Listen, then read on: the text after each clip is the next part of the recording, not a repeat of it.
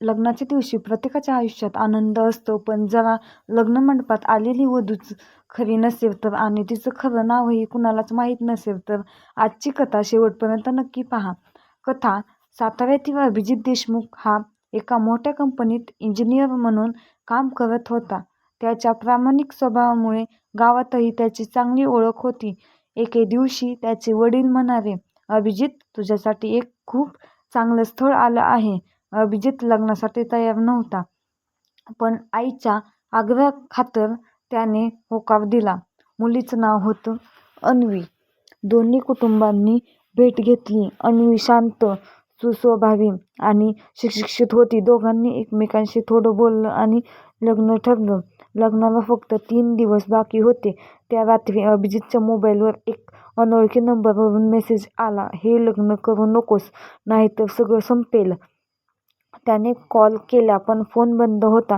त्याने तो मेसेज कुणालाच सांगितला नाही. दुसऱ्या दिवशी हळदीचा कार्यक्रम झाला.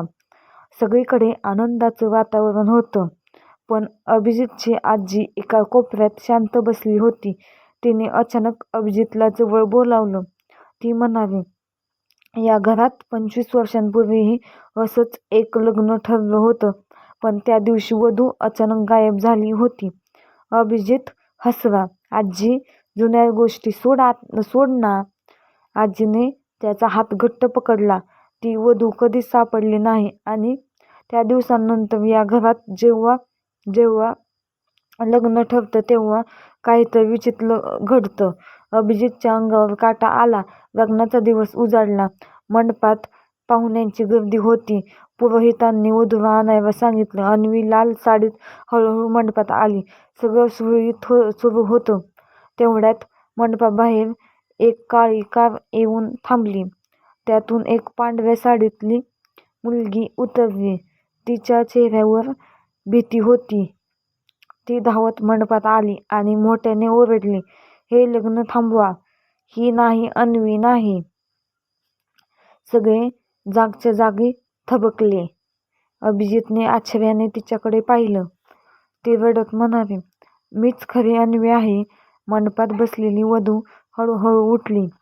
तिने फक्त एकदाच त्या मुलीकडे पाहिलं आणि तिच्या चेहऱ्यावर एक विचित्र हसू उमटलं. भाग 1 समाप्त. प्रश्न: मंडपात बसलेली वधू कोण होती?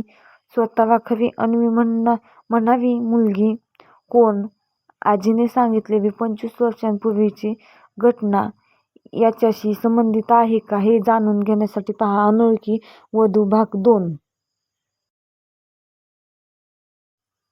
कथा आवडली असेल तर व्हिडिओला लाईक करा आणि तुमचं मत कमेंटमध्ये नक्की सांगा. अशाच रोमांचक आणि रहस्यमय मराठी कथा पाहण्यासाठी चॅनलला सबस्क्राईब करून बेल आयकॉन दाबायला विसरू नका.